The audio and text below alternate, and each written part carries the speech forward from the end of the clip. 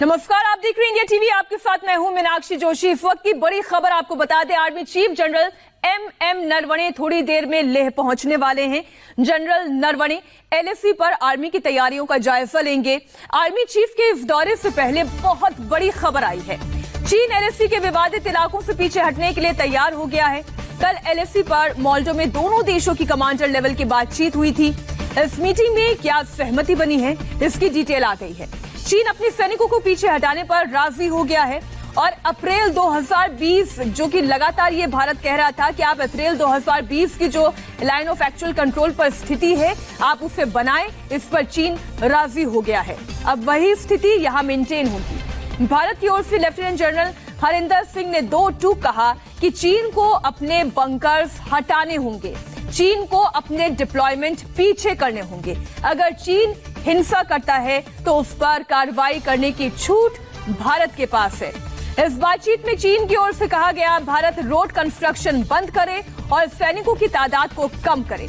इस पर हरेंद्र सिंह ने कहा कि हम जो भी काम कर रहे हैं अपनी सीमा के अंदर कर रहे हैं। चीन अपनी सीमा से बाहर आया, लेकिन चीन को अब एक बार फिर अपनी सीमा के भीतर जाना होगा, क्योंकि जो लेफ्टिनेंट जनरल लेवल की बातचीत हुई है दोनों देशों के आर्मी के बीच, उसमें अब ये आम सहमति बन गई है।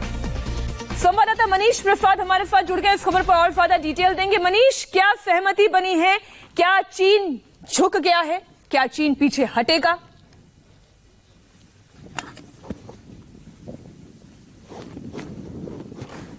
साफ है, एक म्यूचुअल कंसेंसस ऑफ डिसएंगेजमेंट बना है और तमाम जो बातें कही गई करीबन 11 घंटे की इस मीटिंग में, जिसमें 14 corps commander lieutenant general Harinder Singh और चाइनीज पीएलए के south Xinjiang commander major general Liu Lin थे। दरअसल भारतीय सेना ने बिल्कुल साफ शब्दों में इस बात को कहा कि पेट्रोलिंग पॉइंट 14 पे जहां पे वायलेंस किया है चाइनीज पीएलए ने और भारतीय सेना के 20 जवान शहीद हुए हैं, उसी का रिपरकशन करते हुए भारतीय सेना ने जवाबी कार्रवाई की है। उसके अलावा जिस तरह से कंस्ट्रक्शन, ऑब्जर्वेशन पोस्ट, आर्टिलरी और infantry combat vehicle Chinese PLA ने पेट्रोलिंग पॉइंट 14, पेट्रोलिंग पॉइंट 15 और पेट्रोलिंग पॉइंट 17 पर डिप्लॉय किया और इस कुल संख्या करीबन 3000 के लगभग की है चाइनीज पीएलए की, उसको पीछे करना होगा। जो ऑब्जर्वेशन पोस्ट और साथ में कंस्ट्रक्शंस और बंकर्स तैयार किए हैं गलवान के इलाके में, उसको पीछे करना होगा। जो मेन फ्रिक्शन का पॉइंट है वो है पेंगोंगसो का फिंगर 4 और फिंगर 5 का एरिया। आप साधारण शब्दों में समझें कि फिंगर 4 पर भारतीय सेना हमेशा तैनात रहती थी और पेट्रोलिंग के लिए वो फिंगर 8 तक जाती थी और चाइनीज पीएलए फिंगर 8 की पोजीशन पर रहते थे और पेट्रोलिंग करते हुए फिंगर 4 तक आते थे। लेकिन इस समय की स्थिति में चाइनीज पीएलए ने अपना हैवी डिप्लॉयमेंट करते हुए, जो आपको पेंगोंगसो के साथ में चांग चेनमो का जो स्पर दिखाई दे रहा है, जो पहाड़ है उसके ठीक ऊपर फिंगर 4 के ठीक सामने यानी फिंगर 5 से थोड़ा सा आगे आकर चाइनीज पीएलए ने करीबन अपनी 7 से 8 फॉरवर्ड बंकर्स और कंस्ट्रक्शन तैयार किए हैं। दरअसल इसी को पूरी तरह से जनरल हरिंदर सिंह ने कहा कि इसको हटाना होगा, इसको डिसमेंटल करना होगा। उसके अलावा जो मेटल रोड तैयार की है चाइनीज पीएलए ने पेंगोंगसो की, वो हटाना होगा। इस पर सहमति अभी नहीं बनी है, लेकिन बाकी जगह डिसएंगेजमेंट की प्रक्रिया होगी। लेकिन एक बार फिर से हम आपको बता दें कि आर्मी सोर्सेज ने बिल्कुल साफ किया है कि आप कह रहे हैं कि कुछ एक ऐसा पॉइंट भी है जहां पर सहमति नहीं बनी है। क्या आप एक बार फिर से वो क्लियर कर सकते हैं? ऐसी कौन सी स्थिति है जहां पर अभी भी इंडो चाइना के बीच में सहमति बननी बाकी है? मीनाक्षी, आप बिल्कुल साधारण तरीके से समझें, बिल्कुल साधारण शब्दों में, ये मिलिट्री शब्द नहीं, बिल्कुल आसानी से समझने वाले शब्द हैं। इस समय जो पूरा विवाद था वो कुल मिला के 5 पॉइंट पे था। पहला पॉइंट, पेंगोंगसो झील जो है इसमें से 45 किलोमीटर भारत के पास है और 135 किलोमीटर चाइना के पास है। माफ कीजिएगा, 45 किलोमीटर भारत के पास है और बाकी 135 किलोमीटर की झील में बाकी पूरा हिस्सा चीन के पास है। दरअसल उस जगह का जो मेन पॉइंट था फिंगर 4 और फिंगर 5, यहां पर एक फ्रैक्शन शुरू हुआ 5 और 6 मई को। दरअसल यहीं से जो पूरा टेम्परामेंट है वो चेंज हुआ। उसके बाद सेकंड पोजीशन गोगरा पोस्ट की थी, जहां पर चाइनीज पीएलए और भारतीय सेना आमने सामने थी। तीसरी लोकेशन गलवान का 3 इलाके थे, जिसमें पेट्रोलिंग पॉइंट 14, पेट्रोलिंग पॉइंट 15 और पेट्रोलिंग पॉइंट 17 था। अब डिसएंगेजमेंट का जो म्यूचुअल कंसेंसस तैयार हुआ है वो गलवान के इस इलाके पे, जहां पे पेट्रोलिंग पॉइंट 14, पेट्रोलिंग पॉइंट 15 और पेट्रोलिंग पॉइंट 17 है। यहां पर चीन की सहमति बनी है कि चीन अपने जो सेना की तादाद है वो कम करेगा और पीछे की तरफ हटेगा। लेकिन अभी तक उसने इसमें क्लैरिटी नहीं दी कि जो बंकर्स हैं, जो फॉरवर्ड ऑब्जर्वेशन पोस्ट है, वो इधर खत्म करेगा। लेकिन उसके साथ साथ, क्योंकि मेन जो एरिया है पेंगोंगसो का, जहां पे फिंगर 4 और फिंगर 5 का एरिया है, दरअसल आप इसको इस तरीके से समझ लें कि आमने सामने बैठे हुए हैं चीन और भारत। की जो लाइन ऑफ एक्चुअल कंट्रोल है, भारत अपनी पोजीशन पे बिल्कुल इंटैक्ट है, लेकिन चीन आगे की तरफ आया और वो जो अब उसकी परसेप्शन लाइन है, चीन की कंट्रोल लाइन है, वहां पर आके बैठ गया और स्पर के ऊपर बैठ गया और यही मेन विवाद का कारण है। आप इसकी गंभीरता इस तरीके से भी समझ सकते हैं कि चीन जो है इस समय इंटैक्ट फॉरवर्ड लोकेशन पर अपनी कंस्ट्रक्शन के साथ, यानी और जो ढांचे हैं, कंस्ट्रक्शंस हैं, बंकर्स हैं, artillery guns, infantry combat vehicle और बड़ी गाड़ियां और बुलडोजर्स हैं, उनके साथ इस समय पेंगोंगसो के इलाके में बैठा हुआ है। आप जवाब दीजिएगा क्योंकि फिर बाकी मेहमान भी हमारे साथ जुड़ गए, मैं उनसे चर्चा करूंगी। क्या चीन इस बात को लेकर राजी हो गया है कि वो वापस से अपने फिंगर पॉइंट 8 के पहले जो उनकी पोस्ट थी, जो उनका बेस पॉइंट था, वो वहां पर जाएंगे और 5 to 8 के बीच में उनके जितने भी डिप्लॉयमेंट है उसको हटाएंगे? मीनाक्षी, यही एक मेन फ्रिक्शन का विषय है अभी तक, जहां डिसएंगेजमेंट तो माना जा सकता है गलवान और गोगरा पे, लेकिन यहां पर अभी तक सहमति नहीं बनी है और इसीलिए पॉजिटिव नोट के साथ अभी उम्मीद की जा रही है कि आने वाले दिनों में और मीटिंग होगी। ठीक है। लेफ्टिनेंट जनरल संजय कुलकर्णी जी हमारे साथ एक बार फिर से जुड़ गए हैं, बहुत बहुत स्वागत है आपका, और साथ ही कर्नल डिनी भी हमारे साथ जुड़ गए हैं, स्वागत है सर आपका भी। सर, अभी अब से थोड़ी देर पहले हम ये चर्चा कर रहे थे, ये जो फ्रिक्शन के पॉइंट्स हैं, जिसमें गलवान वैली के जो पेट्रोलिंग पॉइंट है 14, 15 एंड 17, यहां पर तो एक सहमति बनती हुई दिखाई दे रही है और चीन ये कह रहा है कि हम पीछे हटने के लिए तैयार हैं, लेकिन स्टिल वो बंकर हटाएगा या नहीं, और क्या हम चीन पे भरोसा कर सकते हैं या नहीं? इन दोनों नजरियों से आप थोड़ा जवाब दें। ऐसे है मीनाक्षी, अभी एग्रीमेंट हुआ है, अगर इस पे अमल करता है तो वाकई ही मैं कहूंगा अमन और चैन ये बहुत बढ़िया है। लेकिन 6 जून पे जब जनरल हरिंदर ने उनसे बात की, उसके बाद जो 15 और 16 की रात को हादसा हुआ, इससे चीन जब तक अमल नहीं करता है तब तक ये सूचना कि जो एग्रीमेंट हुआ है उसके ऊपर क्या कार्रवाई होगी। लेकिन मैं ये कहना चाहूंगा कि अगर चीन फिंगर 4, 5, 6, 7, 8 से हट करके अपना लोकेशन जो सिरिजाप है, उनका लोकेशन सिरिजाप है, वहां चला जाता है और पेट्रोल पॉइंट 14, 15, 17 से हट करके पीछे चला जाता है, यहाँ पे 14 में वो चला गया है लेकिन बाकियों में भी पीछे चला जाता है और अपने कोई बंकर, कोई ऑब्जर्वेशन पोस्ट नहीं रखता है, तो मुझे लगता है ये वही स्थिति होगी जो मई 4, 2020 को थी। अगर मई 4, 2020 की स्थिति वापस आती है तो मुझे लगता है LAC के ऊपर दोबारा अमन और चैन सोच सकते हैं। जी, कर्नल डिनी, आप क्योंकि खुद कमांडिंग ऑफिसर रह चुके हैं लद्दाख में और आपने तो स्थिति को सामने से देखा है, परखा है, चीन का ये मूव भारत की रणनीतिक समझ और उसके आगे चीन का ये सरेंडर हम कहें? जी, मैं ऐसा तो नहीं बोलूंगा कि सरेंडर है, बट ये एक एग्रीमेंट है। मान लीजिए दोनों देशों के बीच में कॉन्फ्लिक्ट हुआ और जैसे आपने बताया था कि जो 4 इलाके जहां पर थे, उस 3 इलाकों में हमें और भी जो रिपोर्टें आ रही थी वो यही आया था कि दोनों तरफ की सेनाएं अपनी अपनी जगह, अपने अपने बेस की तरफ और अंदर की तरफ गए, मतलब जो डिस्टेंस था उनके आपस में जो कांटेक्ट था वो दूर हो गया है। ताकि दूर होने का कारण क्या, वजह क्यों है? क्योंकि दूर ना हो, अगर क्लोज कांटेक्ट हो तो गलवान जैसा हादसा दोबारा हो सकता है, क्योंकि अगर ट्रूप्स कांटेक्ट में रहेंगे तो झड़प कभी भी हो सकती है। तो उस मद्देनजर देखते हुए दोनों का बीच में एक जो एग्रीमेंट है, जो लेफ्टिनेंट जनरल टॉक्स चल रहा है, उसके जो परिणाम है ये, और जो ऊपर की तरफ जो डीएस्केलेशन हो रहा है, वो बहुत अच्छी बात है कि दोनों के ट्रूप्स अलग अलग होंगे ताकि कॉन्फ्लिक्ट या लड़ाई का चांस कम हो। अब जो मेन मुद्दा है वो मेन मुद्दा पेंगोंग का एरिया का ही है। पेंगोंग एरिया में चाइनीज ने अपने आप को 4 और 8 के बीच में, फिंगर 4 और फिंगर 8 के बीच में अपने आप को आके वो बैठ गए हैं और अपने जो ऊपर की तरफ भी उन्होंने 10 रूपी की जो स्ट्रक्चर्स हैं उसको बिखर के वहां पर रखा हुआ है। तो जो मेन इंडिया का जो स्टैंड है वो ये है कि आपने इसको हटाना है। आपने अप्रैल 2020 की तरफ जिस तरह से हालात इन पूरे प्रदेशों में है उसी तरह से आपने वापस करना है, और जहां तक ये जितने भी बंकर्स होंगे ये सब जाना है, इसमें कोई शक नहीं है। तो मैं तो ये मानूंगा कि ये एक एग्रीमेंट है दोनों के बीच में, एक इश्यू, एक कॉन्फ्लिक्ट के बाद में दोनों, सबसे अच्छी बात जो आज मेरे को नजर आती वो है ये है कि लेफ्टिनेंट जनरल लेवल पे टॉक्स अभी भी जारी है, मतलब चर्चा हो रही है। चर्चा होने का मतलब ये होता है कि दोनों तरफ चाहती है कि कोई एक ऐसा सोल्यूशन निकले ताकि दोनों के बीच में ये जो लड़ाई है वो लड़ाई ना हो। और दूसरा, जब चर्चा हो रही होती है तो थोड़ा सा जो है ऑपरेशंस पे फ्रीज भी हो जाता है ताकि दोनों के बीच में कांटेक्ट ना हो। तो मैं इसलिए पॉजिटिव यही मानूंगा कि अभी जैसे लेफ्टिनेंट जनरल टॉक चल रहे हैं तो उसमें हमको जो स्टेटस को हम चाहते थे अप्रैल महीने में जैसे था उसी की तरफ बढ़ने की मुझे पूरा उम्मीद है।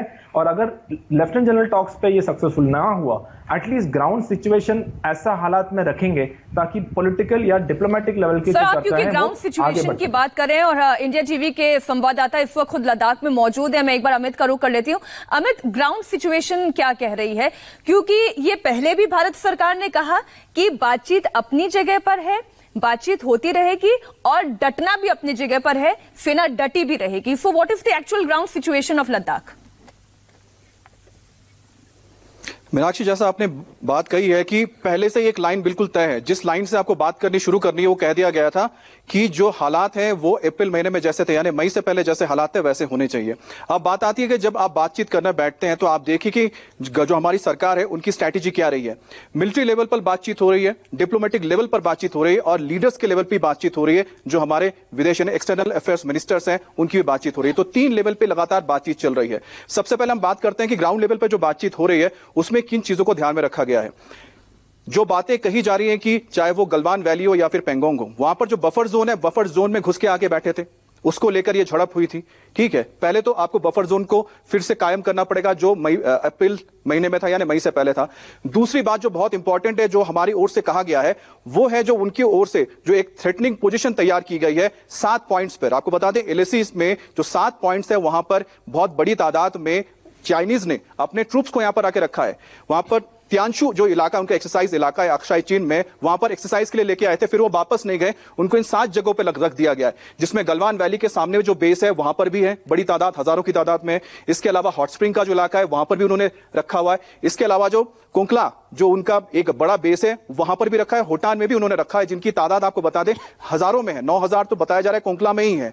तो जब आप इतनी बड़ी तादाद में फोर्सेस को लाके रखते हैं तो कहीं ना कहीं आप एक थ्रेटनिंग पोजीशन कर रहे हैं सामने वाले को। तो यहां से साफ तौर पे कहा गया सिर्फ ये नहीं कि आप बफर जोन से हटेंगे, बल्कि जो मई से पहले आपके इन बेसेस में कोई भी तादाद नहीं थी, यहां पर भी आपको उतनी ही मैन पावर रखना पड़ेगा जितना पहले था। अगर आप नहीं रखते हैं तो फिर भारत ने भी अपना पोजीशन उतना ही रखा है। आज भी यहां पर कॉम्बैट एयर ड्रिल्स हुए हैं और लगातार होते जा रहे हैं। हमारे जो फोर्सेस हैं उनकी भी जो रिजर्व फोर्सेस है यहां पर आ रही हैं, आगे जा रही है, आर्टिलरी भी यहां पर पहुंच रही है। तो कुल मिलाकर बातचीत जो है अपनी जगह पे है, लेकिन जब तक जमीन पे नहीं दिखता तब तक चीजें नहीं बदलती हैं। सेना की कार्यप्रणाली क्या है, इनकी रणनीति, सोच चीन को हैंडल करने की? क्योंकि अब से पिछले डिस्कशन में आपने ये बोला था कि चीन खुद घबराता है, चीन सीधे सीधे एंगेजमेंट नहीं चाहता है। वो पहले ये कहता है कि हम पीछे हटेंगे, लेकिन उसके बाद धोखा देता है, वो फिर वापस लौटता है, अपने डिप्लॉयमेंट बनाता है, अपना बिल्डअप करता है और उसके बाद फिर वही उस इलाके को अपना मान के एक नई तरीके का नक्शा खींचने की कोशिश करता है। तो अब चीन को हैंडल करने के लिए भारत की अगली रणनीति क्या होगी? मीनाक्षी, सबसे पहले मैं कहूंगा कि चीन को हिंदुस्तान की मीडिया से बड़ा जबरदस्त डर लगता है। उनको लगता है कि हाँ जी कंप्लीट करें। हथियार डाल दिए, चीन ने सरेंडर कर दिया। तो जब इस तरह के वो सुनते हैं तो वो डरने और घबराने लगते हैं। तो हम लोगों ने उस संदर्भ में नहीं देखना चाहिए। जैसे कर्नल साहब बिल्कुल ठीक कह रहे थे, एक एग्रीमेंट है और इस एग्रीमेंट को मद्देनजर रखते हुए, और वो भी चीन जो है जब हिंदुस्तान के साथ अब बातचीत कर रहा है, उसको मालूम है चाइना रिस्पेक्ट स्ट्रेंथ, उसको मालूम है कि हिंदुस्तान आज सक्षम है। हिंदुस्तान वो 62 वाला हिंदुस्तान नहीं है, हिंदुस्तान वो नहीं है जिसकी फौज को धकेला जा सकता है। तो इसका एहसास उसे उस रात ही हो गया जब ये घटना घटी गलवान के अंदर। उसके बाद चाहे गोली ना भी चली हो, उसके बावजूद हमने जरूर 20 लोगों की शहादत दी। तो उस शहादत का नतीजा देखिए आप, उनके भी आदमी मारे गए और उसके बाद चीन को इस बात का एहसास हुआ कि वाकई हिंदुस्तान जो है तगड़ा है, इसके साथ छेड़खानी नहीं करनी चाहिए। हम इज्जत के साथ दोनों देश पुरानी सभ्यताएं हैं, दोनों देश इज्जत के साथ रहना सीखना चाहती हैं। और जब अब चीन के ऊपर ये निर्भर करता है कि चीन ने अगर ये वादा किया है कि वो फिंगर 4 से हट करके अपने सेरिजाप ओल्ड लोकेशन में जाएगा, जिस तरह गलवान में पेट्रोल पॉइंट 14, 15, 17, 16 अल्फा में नहीं रहेगा, पीछे जाएगा। ये अब उसने अपनी जो नीयत है उसने दिखानी चाहिए, जमीन के ऊपर हमें दिखना चाहिए। Seeing is believing. और जब चीन करेगा जो उसने वादा किया है, मैं जरूर कह सकता हूं कि हम लोग भी शांति चाहते हैं, लेकिन मैं ये कहूंगा हमने अपनी तैयारी पूरी रखनी चाहिए, इसमें कोई शक नहीं है। बिल्कुल। और जिस तरह की रिपोर्ट इंडिया टीवी लगातार लद्दाख समिट में वहां से भेज रहे हैं, वो ये बताती है कि हमारी एयरफोर्स और हमारी किस तरीके से मुस्तैद है इस वक्त एलएसी पर।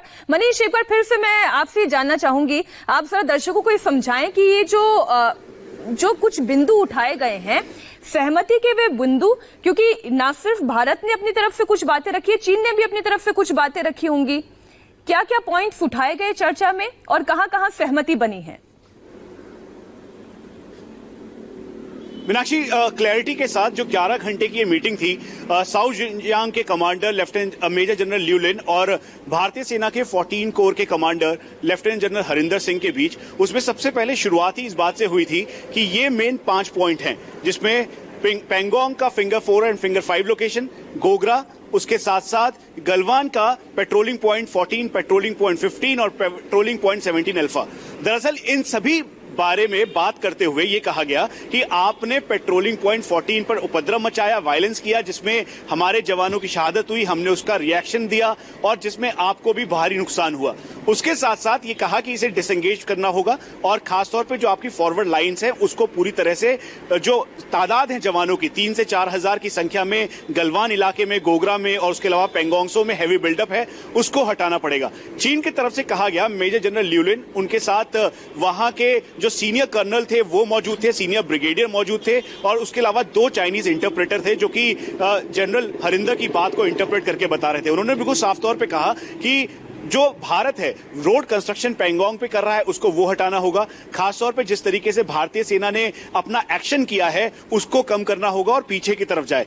तो भारतीय सेना के जनरल हरिंदर ने बिल्कुल साफ कर दिया कि दरअसल ये बिल्कुल क्लियर डायरेक्शंस है कि अगर चाइनीज पीएलए वायलेंस करती है, वायलेंट फेस ऑफ करती है, तो उसका जवाब लोकल कमांडर लेवल पे बिल्कुल क्लियर और उसी परिस्थिति के अनुसार दिया जाएगा। दूसरी बात, लाइन ऑफ एक्चुअल कंट्रोल पर जो रोड कंस्ट्रक्शन हम कर रहे हैं वो दरअसल हमारे अपने लिए है, रोड डेवलपमेंट को लेकर है और ये रोड सिविलियन के साथ साथ जो मिलिट्री रोड है वो है और ये इंफ्रास्ट्रक्चर डेवलपमेंट का पार्ट है और भारत की सीमा के अंदर है, इसलिए चीन इसके ऊपर कुछ भी नहीं बोल सकता। दूसरी बात, पेंगोंगसो का जो फिंगर 4 और फिंगर 5 एरिया है, जहां पे चांग चेनमो का जो स्पर है, यानी जो पहाड़ है पेंगोंगसो झील के साथ में किनारे पे आपको दिखाई दे रहा है, दरअसल यहां पर जहां पे रोड कंस्ट्रक्शन हो रहा था वो भारतीय सेना की जो आखिरी, आप समझ लीजिए कि पेट्रोलिंग पॉइंट की पोस्ट है, पेट्रोलिंग पोस्ट नहीं बल्कि भारतीय सेना की जो फॉरवर्ड पोस्ट है। लेकिन चीन के 3 ऐसे पॉइंट है जो उन्होंने इस चर्चा में उठाए हैं। कर्नल डिनी, वो चीन ये कहता है कि आप जो है कंस्ट्रक्शन रोक दें। अब भारत तो अपनी सीमा में कंस्ट्रक्शन कर रहा है, वो क्यों रोक दे? फिर ये चीन कहता है कि आपने बहुत ज्यादा हैवी डिप्लॉयमेंट की हुई अपने सैनिकों की, आप वो कम कर दें। भाई भारत एक बार फिर अपनी सीमा में जितने भी हैवी डिप्लॉयमेंट करें, उससे क्या लेना देना चीन का? तो ये चीन वो तमाम सारे बिंदु ऐसे उठा रहा है जो भारत ऑलरेडी अपनी सीमा के भीतर कर रहा है। दिक्कत तो दरअसल उस बफर जोन में है जहां पर चीन बैठा हुआ था। देखिए, जब 2 देश खास तौर पर जब ऐसे कॉन्फ्लिक्ट के मामले में एग्रीमेंट मतलब डिस्कशन चलता है तो काफी जो है क्लेम्स और काउंटर क्लेम्स रखा जाता है। मतलब मैं अपना दावा रखता हूं, वो अपना दावा रखेंगे और फिर ये नेगोशिएशन, इसलिए कल भी आपने देखा होगा 11 घंटे तक चलते रहे ये नेगोशिएशंस। तो उसके बाद फिर दोनों में सहमति होते होते होते फाइनली एक ऐसे पॉइंट पर आएंगे जबकि हम जैसे हमारा पहला अप्रैल महीने में था, अप्रैल में जो स्टेटस को जैसे बोलते थे, अगर उस हालात में लेके आने की कोशिश है। तो मैं ये सिर्फ ये मानता हूं कि ये जो चाइना की अगर जो भी आपका रिपोर्टर ने बताया कि उस तरह की उन्होंने मांग की है, वो सिर्फ अपना एक निगोशिएशन टैक्टिक्स है उनका। मतलब उनको भी अपना एक, मान लीजिए अगर मैं 20 मांगूंगा तब जाके मुझे होगा कि मुझे 10 मिल जाए, तो इसलिए अगर मैं पहले से 10 पे चलूंगा तो वो शायद हम 5 पे जाए। तो ये वो जो नॉर्मल नेगोशिएशन के जो चर्चा जो होती है, एक टैक्टिक्स होती है, तो वो मैं उसी को देखता हूं। लेकिन जब बात फाइनली वही होगी कि अंत में बात वहां तक आकर रुकेगी कि अप्रैल महीने में जैसे थे उसी हालत में आप वापस ले आइए। अगर अप्रैल महीने में हमने कोई रोड कंस्ट्रक्शन उस इलाके में, मान लीजिए फिंगर 4 वाले इलाके में हमने नहीं किया है, तो अभी भी नहीं करेंगे। लेकिन पहले से जो अगर चले आ रहा है कुछ, अगर आप जैसे आपने बोला हमारे इलाके में जैसे कुछ अंदर की चल रहा है, वो तो चलता रहेगा। लेकिन बाद में अगर अप्रैल महीने में उन्होंने कुछ कंस्ट्रक्शन पहले से था तो बहुत बढ़िया, लेकिन अगर उसके बाद किया है तो उसको हटाना पड़ेगा। तो ये हम थोड़ा सा और इस मैटर को और डिटेल में एक एक बिंदु के साथ समझेंगे। एक छोटे से ब्रेक के लिए हमें रुकना होगा, हो रहे हैं फौरन हासिल। भारत और चीन के बीच में एक एग्रीमेंट बन गया जिसमें चीन पीछे हटने के लिए तैयार है। लेफ्टिनेंट जनरल कुलकर्णी जी, हर कोई भविष्य जानना चाहता है और इसलिए हर किसी के जहन में अब यह सवाल आएगा, व्हाट्स नेक्स्ट? अब आगे क्या होगी रणनीति भारत की? साक्षी, सबसे पहले तो मैं कहूंगा ये जो वार्ता हुई है ये बहुत शांतिपूर्ण वातावरण में हुई है, नंबर 1। नंबर 2, चीन जो है इस मामले में मान गया है कि जो पोजीशंस 1 मई कहें या 4 मई कहें, इससे पहले की जो मोबिलाइज हुए वो पुरानी अपनी स्थिति में जाएंगे, यानी कि पंगांगसू लेक में वापस अपने मेन लोकेशन जो सिरिजाप या उसके पीछे, और ये पेट्रोल पॉइंट्स जो हैं जहां पे वो आगे आए थे वहां से वो हट जाएंगे, नंबर 2। नंबर 3, जो चीन ने अपनी अपनी बातें रखी हैं, जरूर जब वार्तालाप होगी तो चीन की तरफ से भी कोई पॉइंट्स आएंगे कि आप इसका कंस्ट्रक्शन रोके, ये इसके ऊपर हम लोगों ने चर्चा नहीं करनी चाहिए। ये जो मिलिट्री कमांडर्स हैं वो खुद जानते हैं कि उन्होंने क्या करना है, कितना इंफ्रास्ट्रक्चर बनाना है, किधर से क्या कौन हटेगा, वो सब जानते हैं। मैं आपको ये